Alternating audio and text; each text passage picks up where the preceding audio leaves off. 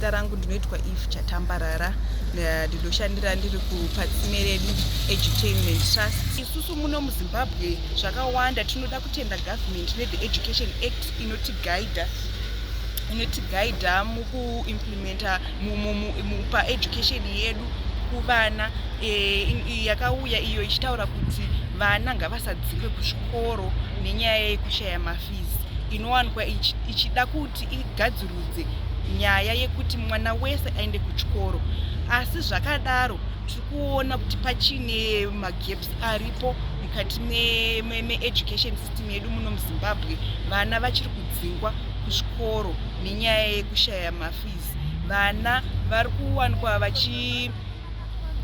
vachiramba vachidzingwa kana mwana asina fizi. Mamwe maschools chaivari kuti nezuva rekutotanga chairo mwana anenge akutonzi kana usina fizi haupinde pachikoro. Tiri kuona futi kuti muzvikoro zvedu kunyanya zvekumamisha vana vachiri kufamba madistance akareba kuenda kuchikoro. Hakuna zvikoro zvishoma kumamisha uko, saka ndo imwe issue iri kunetsa futi kuti tiwanikwe tichiachieva the education for everyone, mwana wese kuchikoro. Ndo zvimwe zvatiri kuona vana vanozopedzera vakutoita vakurumidza kuroorwa, vana vanopedzera vato involved muchild labor, vakuita mamwe mabasa asinei nekukura kwavo, of which isusu tiri kushuvira kuti mwana wese ange achienda kuchikoro kuti aone ramangwana rake rakanaka. Another thing chatiri kuona chiri kuleka inyaya yeku-accommodation yevana vane hurema. Vana vane hurema zvikoro zvizhinji hazvina kana maramps chaiwo kuti vana vakwanise kupushwa pamawheelchairs.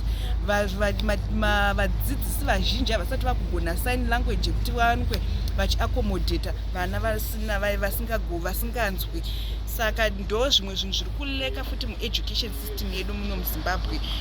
Vana vanotoendeswa kuma-special schools, of which every school should be able to accommodate mwana ane ma-special needs. Saka kuti izvi zvigadziriswe, taikumbirisa dai government yedu yawanikwa ichiallocata mafunds akawanda kueducation, kuti zvikoro zvivakwe, zviwanikwe zvichiwakwa, maticha awanikwa achiwanda, even ma-resources. Isusu tichikura there was a time when pataitopuhwa mabooks mahara kuchikoro. Kana peni yako yapera waingonoratidza ticha kuti peni yangu yapera utopiwa imwe. But izvezvizvi vabereki vari kuwandirwa, mafizi ari kudhura, vana vari kuramba vachidzingwa kuzvikoro. Saka mukudzingwa umo mudai paiswa ma-stiffer penalties, because we have the act. Mutemo uripo unotaura kuti vana havafaniri kudzingwa, asi tikuona zvikoro zvikuramba zvichidzinga vana nenyaya yemafizi. Saka pakaiswa ma-stiffer penalties ekuti vari kuwanikwa vachibatwa nemhosva yekudzinga vana vawanikwe vachiona mutongo wakaoma.